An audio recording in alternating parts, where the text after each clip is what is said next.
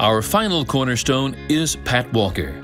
After graduating from high school in Tulsa, Pat Walker and her mother moved to Coffeyville, Kansas, where she met her future husband, Willard. In 1986, Willard and Pat created the Willard and Pat Walker Charitable Foundation.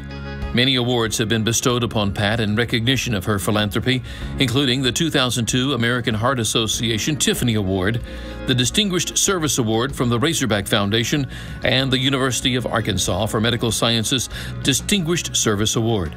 She has been recognized as one of the most distinguished women in Arkansas. Pat and Willard were inducted into the Towers of Old Main in 2001 and are longtime members of the University of Arkansas Chancellor's Society.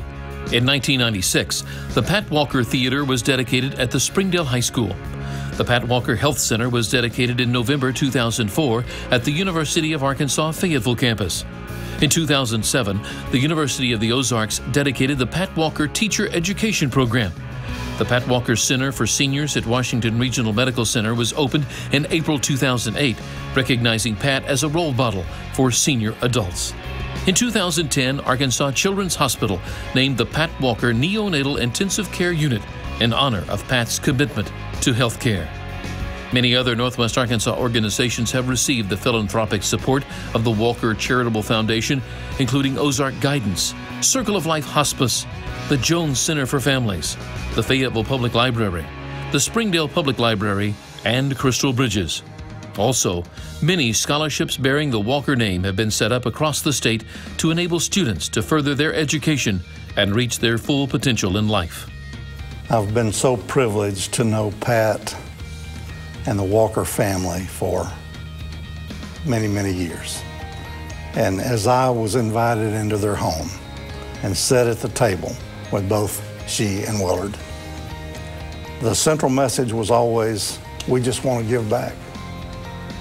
We just want to give back to help our community and our schools grow.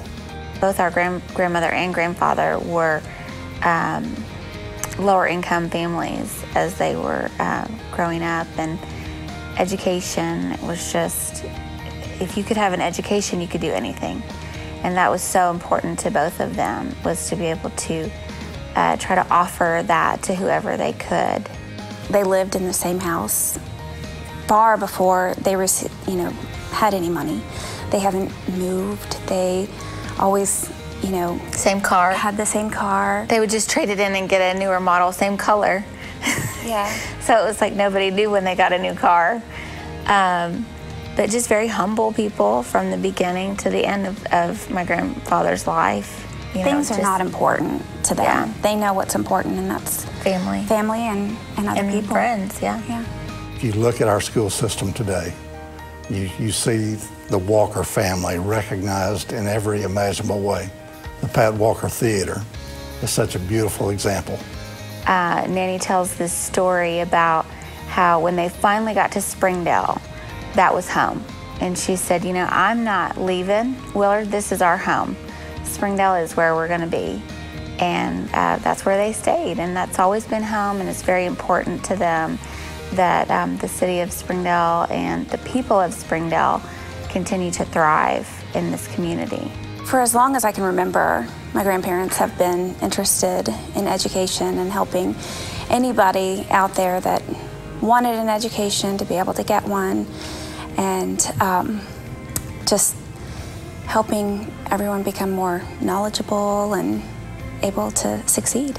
I think she just feels very honored that she's able to help Springdale and help the children of Springdale to better their facilities and education. And she's just, she's so humble, but it makes her happy. Young people are better prepared because of the contribution that they've made, and then those young people bringing that very spirit back forward throughout their lives only helps our local communities, our universities, our state get better and better.